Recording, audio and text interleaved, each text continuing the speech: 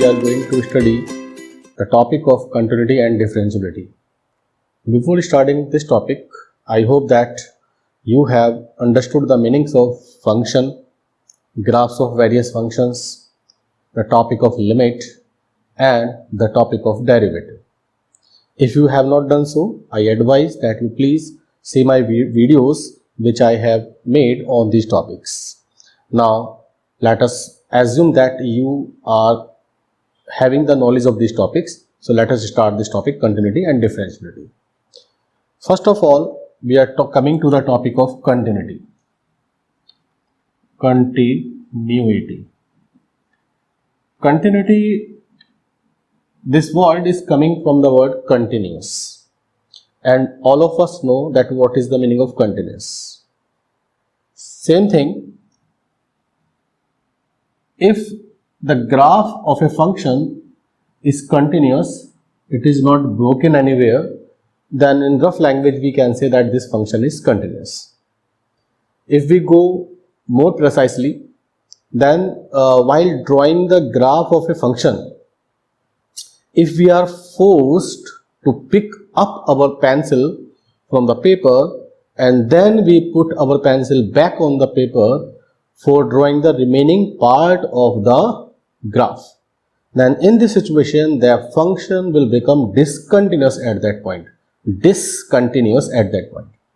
Let us understand the meaning of discontinuous with the help of some sample graphs. Suppose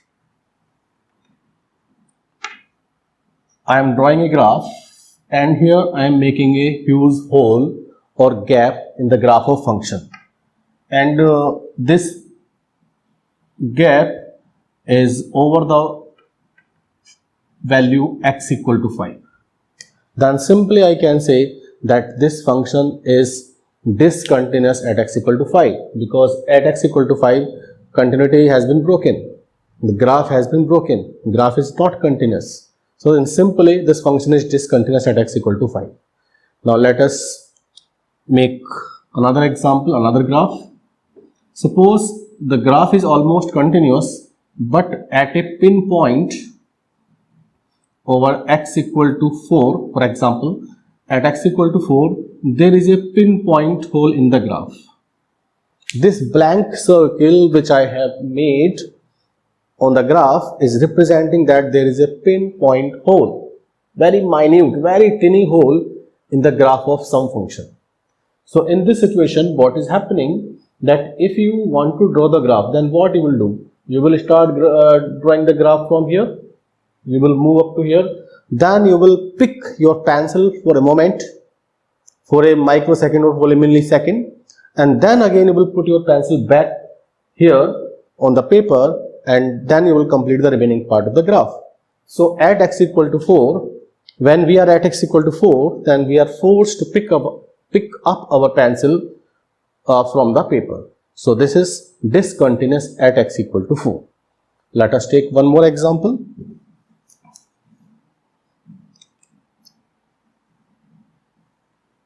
This is a very good example.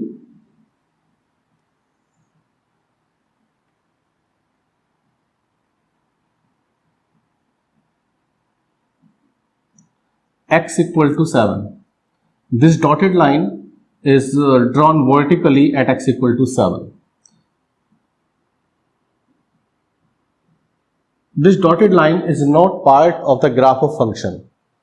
This line and this line, the solid lines you see, these two lines are the parts of the graph. And here I have drawn a blank circle and here I have drawn a dark circle. So what is the meaning of them? What is the meaning of blank circle and what is the meaning of dark circle? Let me explain that first. Blank circle means this point is not included in this part of the graph. This graph is actually this graph is consisting of two parts, this part and this part. So as a whole, this part and this part together are completing the graph of some function. So what is happening here, that this point is not included in this part of the graph, but this point is included in this part of the graph. Dark point means that point has been included. and blank point or empty circle means the point has not been included. So in this equation, what you will say, whether the graph is continuous or discontinuous at 7. Simple. If I want to draw the graph, what will I will do? I will move my pencil like this. Then I will pick my pencil up from the paper and I will come here and then I will start drawing the remaining part of the graph. So that's why this graph is also discontinuous at x equal to 7. So in this way we have seen some examples of graphs which are telling that at what point the given graph was discontinuous. Alright, now how we will check the continuity of a function algebraically.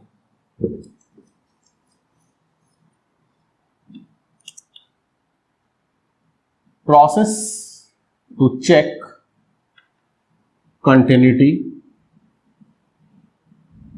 algebraically.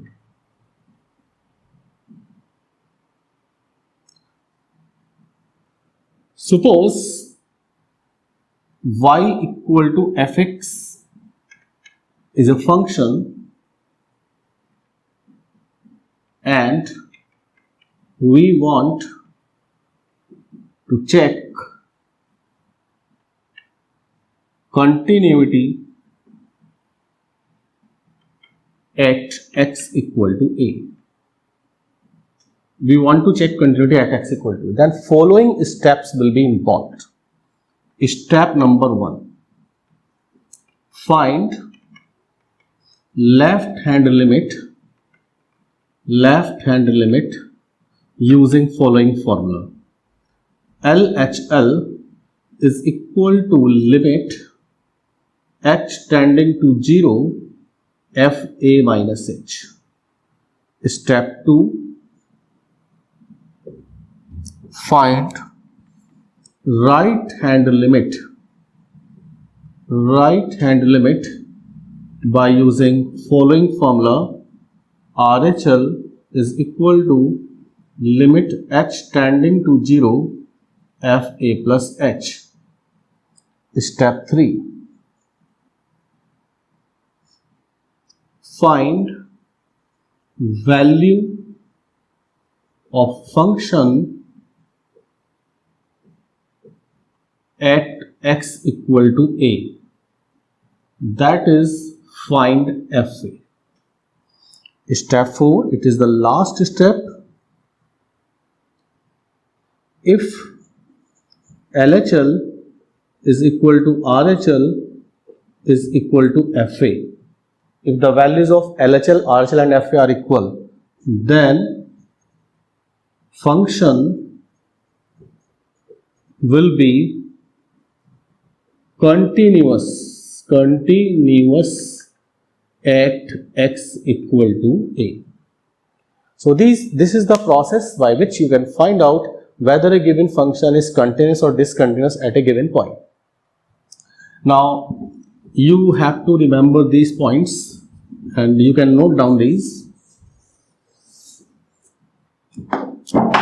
Notes. Number 1, equal values of LHL and RHL are called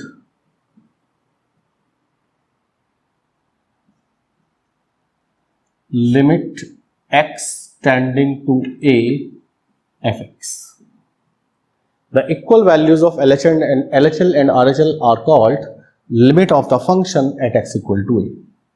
So function becomes continuous at x equal to a when limit x tending to a fx is equal to fa. Number 2, it is first note, it is second note. When LHL is equal to RHL is not equal to fa, then this type of discontinuity is called removable discontinuity. So these points you have to remember. After that, I will tell you some theorems regarding continuity. Theorems. If f and g are real functions and both are continuous at x equal to a, then following are also continuous.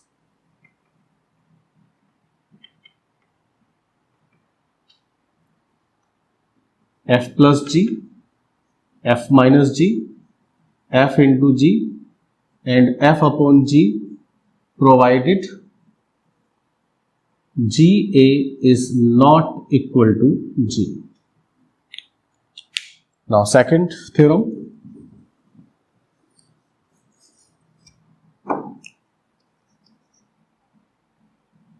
Every polynomial function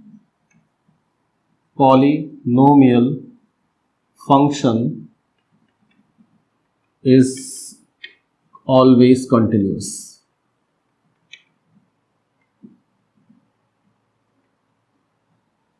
Number 3, rational function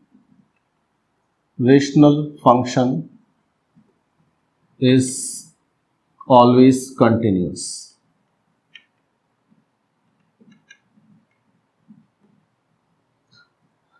What is the meaning of rational function? Let me tell you. Rational function means px upon qx, where qx is not equal to 0.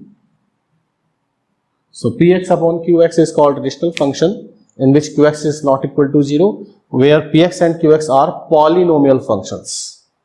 Px and qx are polynomial functions. So when two polynomial functions are written in upon numerator upon denominator form, then we get the rational function. So rational function is always continuous function provided that qx is not equal to 0. Number 4, sin x and cos x are continuous functions.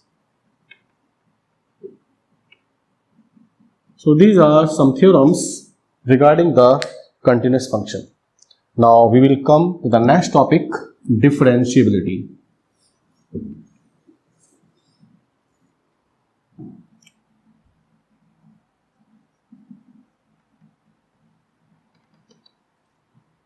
Our next topic is differentiability. If a function is differentiable at some value of x, then we say that function is differentiable at that point. And if it is not so, then function will not be differentiable at that point. Suppose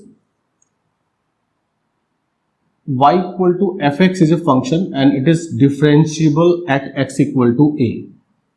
Then I can say that dy upon dx, x tending to a, exists. And if dy upon dx at x equal to a does not exist, then function will not be differentiable at that point. Now, how can we determine differentiability with the help of graph? Let us understand this with the help of some examples.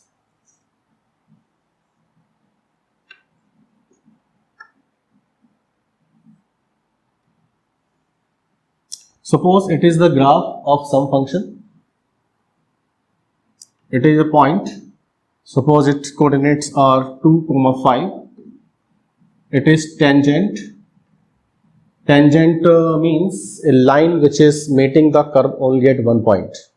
It is the definition of tangent. The tangent is a line which meets the curve or graph at one point. So at this point 2, 5, you can see that unique tangent is possible. Only one tangent is possible. So rule is that if unique tangent is possible at a point of graph, then function will be differentiable at that point. And if unique tangent or no tangent is possible at the point of graph, then function will not be differentiable. Let us see another example.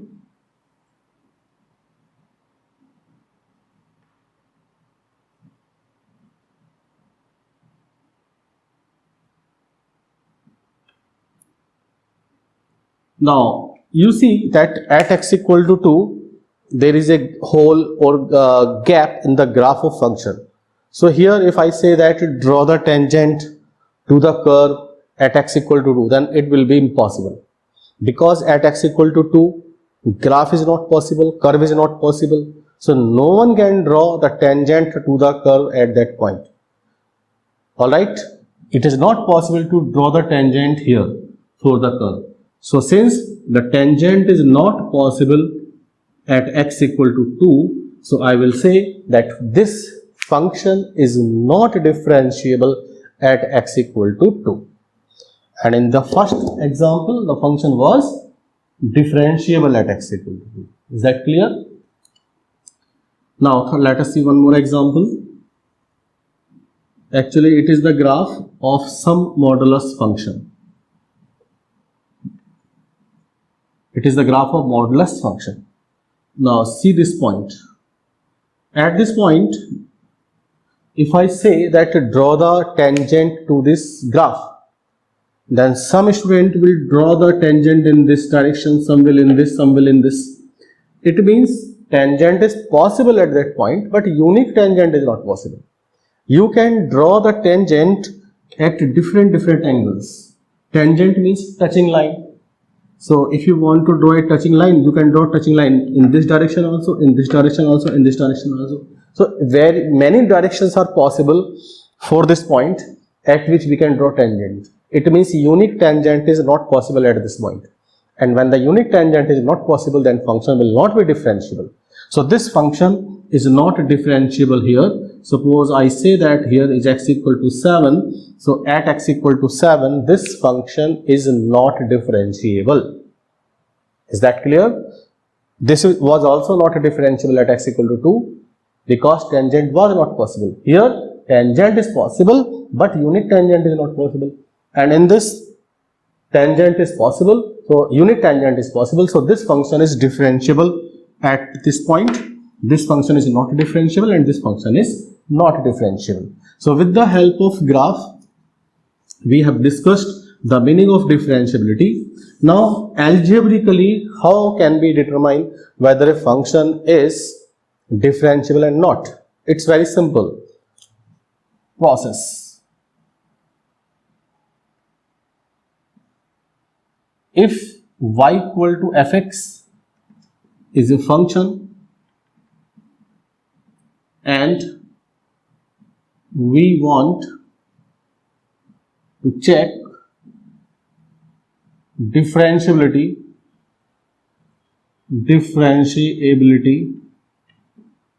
at x equal to a, then step number 1, find left hand derivative.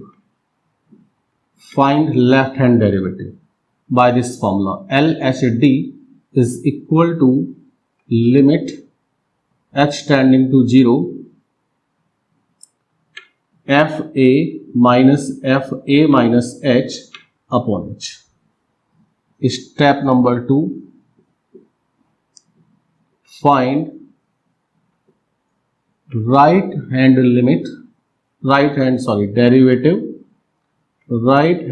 derivative by this formula. RHD means right hand derivative, equal to limit h tending to 0 fa plus h minus fa upon h. Step 3,